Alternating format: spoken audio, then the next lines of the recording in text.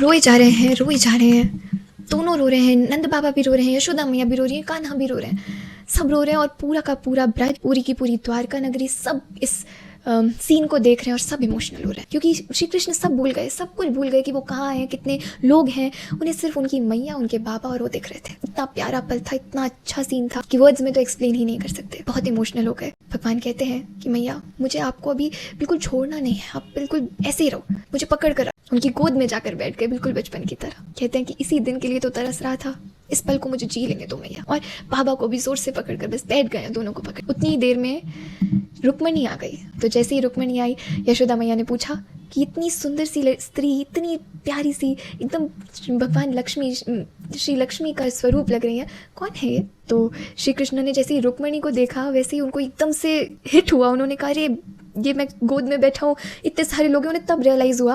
और फिर वो थोड़ा सा उन्होंने अपना को संभाला और कहा कि मैया ये है आपकी बहू, हमारी पत्नी रुक्मणी। तो मैया भी एकदम देखकर खुश हो गई, प्रसन्न हो गई। तो श्री कृष्ण ने कहा ऐसी बहू के लिए आपने इतने दिए जलाए थे, यमुना में प्रवाहित किए थे, तो आपकी जो अरदास थी, आपकी जो विश थी, ख्वाहिश थी, वो पूरी हो गई और भगवान जी ने आपकी झोली में इतनी प्यारी सी बहू दे दी है। तो ये है मेरी लक्ष्मी। तो यशोदा मैया भी बहुत खुश हो गई। जो जो पहना था कान का, हाथ में कड़े, सब कुछ उतार कर दे दिया अपनी बहू को।